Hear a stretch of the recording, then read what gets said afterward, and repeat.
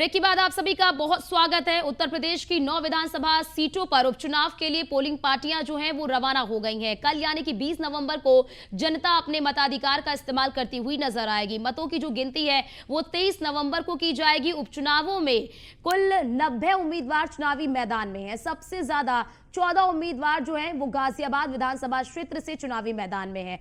वहीं सबसे कम 5 उम्मीदवार जो है वो खैर सुरक्षित सीट है क्योंकि और सीसामऊ सीट पर अपनी किस्मत को आजमा रहे हैं। प्रदेश में जिन 9 विधानसभा सीटों पर उपचुनाव हो रहे हैं उनमें से 8 के विधायकों ने इस साल आम चुनाव में लोकसभा के लिए निर्वाचित होने के बाद विधानसभा की सदस्यता से इस्तीफा दे दिया था, जबकि सीसामऊ सीट सपा विधायक इरफान सोलंकी को एक आपराधिक मामले में दोषी ठहराए जाने के बाद विधानसभा की सदस्यता से अयोग्य करार दिए जाने की वजह से खाली हुई है। साल 2022 के विधानसभा चुनाव में सीसामऊ, कठेरी, करहल और कुंदरकी सीट पर सपा ने जीत हासिल की थी, जबकि बीजेपी ने फूलपुर, गाजियाबाद, मंझवा और खैर पर जीत हासिल की थी। मीरापुर की जो सीट है वो आरएलडी के पास थी, जो अब बीजेपी में शामिल हो गई, यानी कि बीजेपी के सहयोगी दल बन चुके हैं।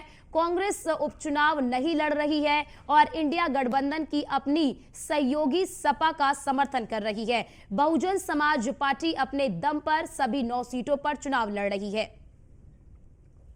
तो देखिए, तमाम दावों और वादों का वक्त जो है वो खत्म हो चुका है और अब जनता की बारी है। जनता किसके दावों और वादों पर अपनी मुहर लगाती है, ये तस्वीर 23 तारीख को स्पष्ट होगी। लेकिन कल जनता अपने घरों से निकलेंगे और निकलकर मतदान केंद्रों पर पहुंचेंगे और वहां पर मतदान करते हुए नजर आएंगे। ऐसे में क्या मुद्दे प्रभावी रहने वाले हैं इस उपचुनाव में, ये महत्वपूर्ण होने वाला है, क्योंकि देखिए जिस तरह की जोर आजमाइश इस उपचुनाव में तमाम राजनीतिक पार्टियों ने की है, इस तरह की जोर आजमाइश आज से पहले कभी भी उपचुनाव के लिए नहीं देखने को मिली है। ऐसे में क्योंकि इस उपचुनाव को इसलिए भी महत्वपूर्ण माना जा रहा है क्योंकि ये उपचुनाव 2027 की तस्वीर को थोड़ी थोड़ी साफ करती हुई नजर आएगी, क्योंकि यही चुनाव, ये जो उपचुनाव है,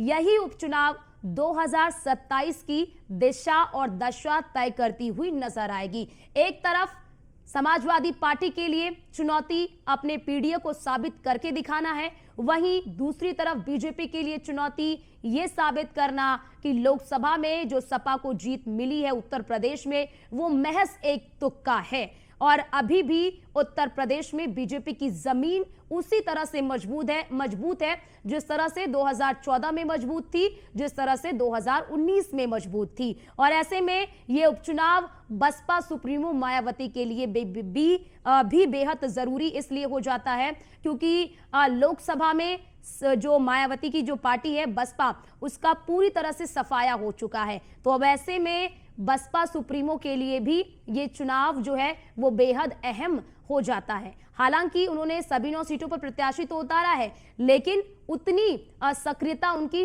नहीं दिखाई दी धरातल पर, यानी कि कोई बड़ा कार्यक्रम उनका धरातल पर नजर नहीं आया। ना ही आकाश आनंद का, जिन्हें उन्होंने नेशनल कोऑर्डिनेटर बनाया, ना ही उनका कोई बड़ा प्रोग्राम देखने को मिला और ना ही बसपा सुप्रीमो मायावती की कोई रैली देखने को मिली, ना कोई बड़ी जनसभा देखने को मिली, ना कोई बड़ा रोड शो देखने को मिला। तो अब ऐसे में देखना यह होगा कि मायावती जो बसपा सुप्रीमो है वो सक्रिय तो हुई, लेकिन क्या उनकी इस सक्रियता का फायदा उन्हें इस उपचुनाव में मिलता है या फिर नहीं मिलता है, ये तो 23 नवंबर को ही साफ हो पाएगा। लेकिन जिस तरह से देखिए 9 सीटें हैं और 90 उम्मीदवार चुनावी मैदान में हैं, सोचिए कि 9 सीटों पर 90 उम्मीदवार चुनावी मैदान में है। 90 उम्मीदवारों की जो किस्मत है वो कल ईवीएम में कैद हो जाएगी और उसके बाद ईवीएम जब 23 तारीख को खुलेगा तो फिर तस्वीरें स्पष्ट होंगी कि किसके नाम पर जनता ने मुहर लगाई है।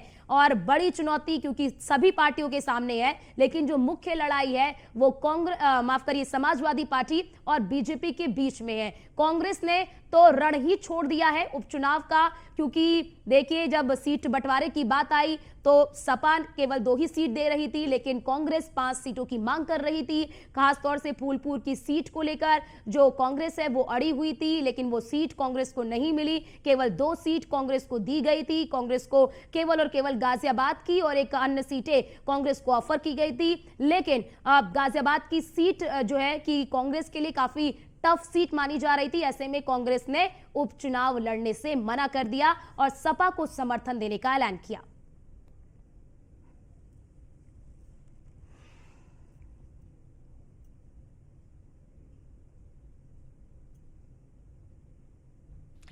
और हमारे साथ हमारे तमाम संवाददाता भी हमारे साथ जुड़ चुके हैं। गाजियाबाद से जितेंद्र गौतम हमारे साथ जुड़ चुके हैं, और खास तौर से बात कर ले अगर सूरज पांडे की तो वो भी हमारे साथ कानपुर से जुड़ चुके हैं, और सचिन जौहरी हमारे साथ मुजफ्फरनगर से जुड़ चुके हैं। लेकिन जितेंद्र, सबसे पहले आपके पास आना चाहूंगी, गाजियाबाद की बात कर लेते हैं। तो गाजियाबाद से सबसे ज्यादा उम्मीदवार जो है वो चुनावी मैदान में, इसकी वजह क्या है? क्या यहाँ पर मुकाबला काफी दिलचस्प होने वाला है? हालांकि इस सीट पर बीजेपी लंबे समय से जीत दर्ज करती हुई आई है।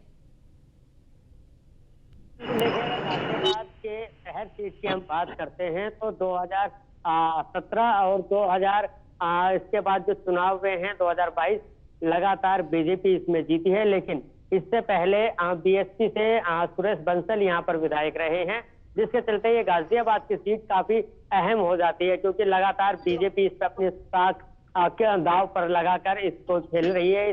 और दूसरी ओर अगर बात करते हैं तो यहाँ पर समाजवादी पार्टी की तरफ से सिंह राज जाटव को यहाँ पर चुना गया है, जो कि गठबंधन का प्रतिनिधित्व कर रहे हैं और इस वक्त चुनावी मैदान में है। इसके अलावा बात करते हैं तो एक और AIMIM पार्टी से रवि गौतम है, जो कि बसपा के बागी कहे जा रहे हैं, क्योंकि पहले उनका टिकट बसपा से हुआ था, लेकिन उसके बाद काटने के बाद वो निर्दलीय चुनाव लड़ने की घोषणा की, जिसके बाद AIMIM पार्टी का उन्होंने दामन थाम लिया। इसके अलावा बसपा की बात करते हैं तो PN गर्ग मैदान में है, और इसके साथ ही गाजियाबाद में हिंदू वोटरों को लुभाने की बात करने वाले पिंकी चौधरी की पत्नी वो भी चुनावी मैदान में दिखाई दे रही हैं।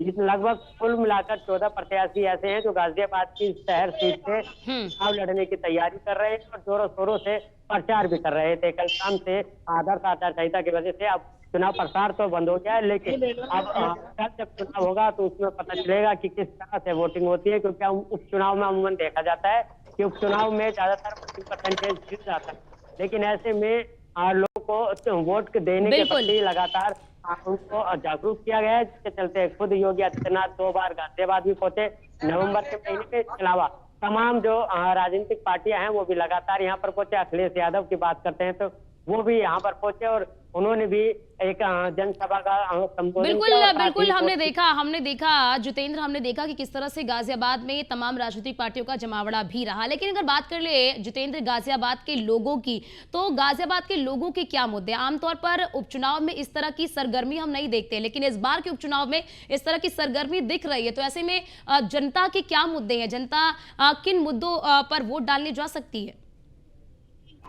बिल्कुल, देखिए जब हमने लोगों से बातचीत की तो साफ तौर पर उनका यही कहना था कि गाजियाबाद में जो विकास हो रहा है वो लगातार होता रहना चाहिए। इसके अलावा तमाम लोगों का ये भी कहना था कि कुछ बुनियादी सुविधाएं हैं जो नहीं हो मिल पाई है, उसके लिए वो वोट करने जाएंगे। तो कुल मिलाकर कहा जा सकता है कि जैसे जैसे मुद्दे थे सबके अपने अपने अलग मुद्दे हैं जिसको लेकर वोट करने की बात की जा रही है, क्योंकि गाजियाबाद में लगभग 4.5 लाख वोटर्स हैं जो कल अपने मतों का उपयोग करेंगे। उसमें सबसे ज्यादा SC वर्ग आता है, उसके बाद मुस्लिम समाज आता है, उसके बाद तीसरे नंबर पर वैश्य समाज है, जिसको लेकर लगातार इस तरह की चुनावी जो रैलियां हैं वो भी देखने को मिली। और हर कोई चाहता है कि इसको इस चुनाव को जीता जाए। जो 14 प्रत्याशियों में से फिलहाल जो अभी टक्कर मानी जा रही है वो इंडिया गठबंधन के प्रत्याशी और बीजेपी के बीच मानी जा रही है कि अगर कोई टक्कर दे सकता है तो हो सकता है वो सिंह राज जाटव जो है सपा प्रत्याशी वो टक्कर दे पाएंगे। जी ठीक है, आप हमारे साथ जितेंद्र बने रहिए। हमारे साथ हमारे अन्य संवाददाता भी जुड़े हैं। सूरज, आपके पास आना चाहूंगी।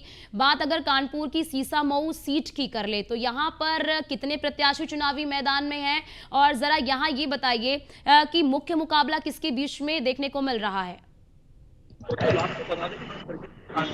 पिछले 5 बार की बात करें तो समाजवादी पार्टी के ही कब्जे में ये सीट रही है। यहाँ से पहले समाजवादी पार्टी से हाजी मुस्ताक सोलंकी थे और उसके बाद उनके देहांत हो जाने के बाद उनके बेटे इरफान सोलंकी यहाँ से 3 बार लगातार समाजवादी पार्टी से ही विधायक रहे। ऐसे में इस बार की बात करें तो यहाँ पर इरफान सोलंकी को सजा होने के बाद उनकी सदस्यता रद्द हुई और उसके बाद यहाँ पर उपचुनाव हो रहा है। ऐसे में आपको यहाँ की बात बता दें तो काफी यहाँ पर रोचक चुनाव देखने को मिल रहा है। इस सीट की बात करें तो 1,11,000 मुस्लिम मतदाता इस सीट पर है, तो वहीं 70,000 ब्राह्मण मतदाता इस सीट पर है। और दूसरे नंबर की बात करें तो सबसे ज्यादा यहाँ पर दलित मतदाता है। दलित मतदाताओं की संख्या जो है वो 60,000 के आसपास बताई जाती है, तो 26,000 वैश्य मतदाता है। ऐसे में 1,96,000 हिंदू मतदाता है, तो वहीं 1,11,000 मुस्लिम मतदाता है। तो ऐसे में सीधी फाइट जो है समाजवादी पार्टी और भारतीय जनता पार्टी के बीच में देखी जा रही है। समाजवादी पार्टी ने यहाँ से नसीम सोलंकी को अपना प्रत्याशी बनाया है, तो भारतीय जनता पार्टी ने यहाँ से सुरेश अवस्थी को यहाँ से उम्मीदवार बनाया है। कुल मिलाकर आपको बता दें कि चुनाव को देखते हुए जो काफी संवेदनशील इलाके हैं उनकी छतों पर ड्रोन कैमरों को भी घुमाया जा रहा है और जो भी छतों पर गुम्मे और पत्थर रखे हुए हैं उनको भी प्रशासन हटवाने का काम कर रहा है। इस चुनाव की बात करें तो पूरी तरीके से चुनाव की तैयारियां जो है उस जिला प्रशासन ने तेज कर दी है। 48 पोलिंग स्टेशन बनाए गए हैं और 276 बूथों पर मतदाता जो है वो मतदान करेंगे। कुल मतदाताओं की बात करें तो 2,71,000 यहाँ से मतदाता है। ऐसे में सीधा मुकाबला समाजवादी पार्टी और भारतीय जनता पार्टी के बीच में है। वहीं सबसे बड़ी बात यह है कि 1,000 जो संवेदनशील जो आपराधिक किस्म के लोग हैं जो या तो जमानत पे हैं या उनके खिलाफ गंभीर धाराओं मुकदमे दर्ज है, ऐसे 1,000 लोगों को नोटिस भी जारी किया गया और साफ तौर पर हिदायत दी गई है कि किसी भी प्रकार का यदि हुड़दंग या दंगा होता है तो सीधे तौर पर उनके खिलाफ कठोर कार्रवाई की जाएगी। ऐसे में आपको बता दें कि पुलिस प्रशासन को 1200 और इलेक्शन कराने के लिए 1200 कर्मचारियों को लगाया गया है और सुबह से ही जो ईवीएम मशीनें हैं उनको लाने का कार्य भी शुरू हो चुका है। ठीक है सचिन, आपके पास आना चाहूंगी। अगर बात हम मुजफ्फरनगर की कर ले तो यहाँ पर क्या तैयारी है, पोलिंग पार्टियां क्या पहुंच चुकी हैं और बड़ी बात यहाँ पर कितने मतदान केंद्र बनाए गए और कितने उम्मीदवार यहाँ से चुनावी मैदान में? जी बिल्कुल, देखिए सभी राजनीतिक दलों ने अपने अपने प्रत्याशी यहाँ पर उतारे हुए हैं। एक खास बात यहाँ पर देखने को मिली है कि भाजपा और रालोद के प्रत्याशी के अलावा सभी मुस्लिम समाज से हैं, तो इसका फायदा भी यहाँ रालोद प्रत्याशी को मिल सकता है। और तैयारियों की बात करें तो आप मेरे पीछे देख सकते हैं सभी पोलिंग पार्टियां यहाँ पर रवाना की जा रही है और रवाना सारे तैयारियां प्रशासन द्वारा भी पूर्ण कर ली गई है। 328 बूथ बनाए गए हैं, 151 मतदान केंद्र बनाए गए हैं। पूरे विधानसभा क्षेत्र को 6 जोन में बांटा गया है, 33 सेक्टर बनाए गए हैं। सभी जोन के ऊपर सुपर मजिस्ट्रेट बनाए गए हैं, सुपर जोनल मजिस्ट्रेट, और उनके ऊपर भी सुपर जोनल मजिस्ट्रेट लगाए गए हैं। तो प्रशासन पूरी तरह से तैयार है और निष्पक्ष तरीके से चुनाव कराने के लिए पूरी तरह से कटिबद्ध है। और मुजफ्फरनगर के आला अधिकारियों से भी हमारी बात हुई है, उन्होंने साफ कहा है कि किसी भी प्रकार से अगर कोई गड़बड़ी करता है उसके खिलाफ सख्त एक्शन लिया जाएगा और किसी भी तरह से कोई भी गड़बड़ी नहीं होने दी जाएगी। पूरी तरह से निष्पक्ष चुनाव मुजफ्फरनगर में कराया जाएगा। जी ठीक है, हमारे साथ योगेंद्र भी अलीगढ़ से जुड़े हैं। बात अगर अलीगढ़ की कर ले योगेंद्र, तो किस तरह की तैयारी वहां पर देख रहे हैं?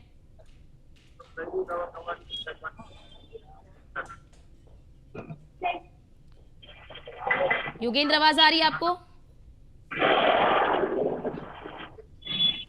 तो शायद जी योगेंद्र, आवाज आ रही है? हाँ, आवाज आ रही है, मुझे आ रही है। जी आ रही है, बोलिए बोलिए योगेंद्र, आ रही है, आपकी आवाज आ रही है। देखिए, ये मेरे पीछे जो मतगणना स्थल है, यहाँ पर पोलिंग पार्टी यहाँ से रवाना हो रही है और यहाँ पर 426 मतदान केंद्रों के लिए यहाँ खैर के लिए पार्टियां रवाना होंगी। जो खैर का चुनाव क्षेत्र है उसमें 44 सेक्टर बनाए गए हैं और 3 जोन बनाए गए हैं जो वहां पर खैर में काम करेंगे। इसके अलावा जो वहां पर टोटल मतदाता है 4,35,000 के करीब मतदाता हैं जो वहां पर पोलिंग करेंगे। और जो पोलिंग पार्टियों के लिए हर एक पोलिंग बूथ पर एक सेक्टर मजिस्ट्रेट और एक कंप्यूटर होगा जो वहां पर लोगों को बताएगा कि किस तरीके से आप वोट करें। इसके अलावा जो सुरक्षा के इंतजाम है वहां पे काफी अच्छी सुरक्षा के इंतजाम किए गए हैं।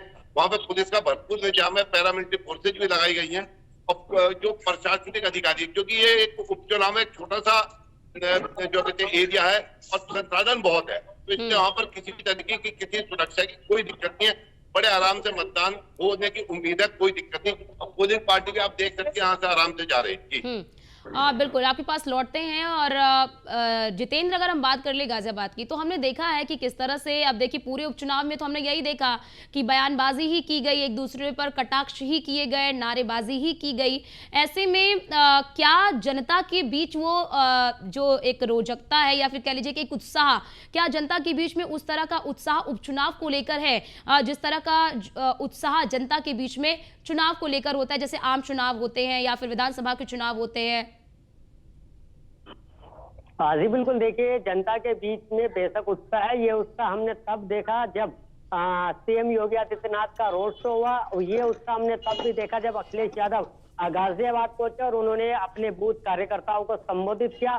ये उत्साह हमने तब भी देखा जब लगातार अन्य पार्टी के लोग जो हैं घर घर जाकर लगातार प्रचार कर रहे थे। लेकिन गाजियाबाद का जो मतदाता है वो बेहद ही शांत स्वभाव का होता है। वो अपनी जो मनोकामनाएं हैं या फिर कह सकते हैं कि जो उसकी इच्छाएं हैं वो दूसरों के सामने चुनाव के दौरान जल्दी से बयां नहीं होने देता है, क्योंकि वो चुनाव का इंतजार करता है और अपनी बात जो है वोट के जरिए बताता है। वही असर अक्सर गाजियाबाद में देखने को मिलता है। चाहे इस सीट को फिलहाल अभी बीजेपी गढ़ कहा जा रहा है, लेकिन कुछ ऐसे भी व्यापारी लोग हैं जो इस बार बीजेपी से खासा नाराज हुए। लेकिन जब योगी आदित्यनाथ पहुंचे तो वो उस प्रोग्राम में शामिल भी हुए। तो कहीं ना कहीं कहा जा सकता है कि जो नाराजगी है या फिर जो गाजियाबाद का मतदाता है वो काफी चतुर उसको कहा जा सकता है। और वही सारी चीजें हमें देखने को भी मिली है, क्योंकि सिंहराज जाटव के प्रोग्राम में भी लगातार जिस तरह से वो लोगों के बीच जा रहे थे वो तस्वीरें भी हमने देखी। इसके अलावा संजीव शर्मा जिस तरह से लगातार जनसंपर्क कर रहे थे वो हमने देखा। इसके अलावा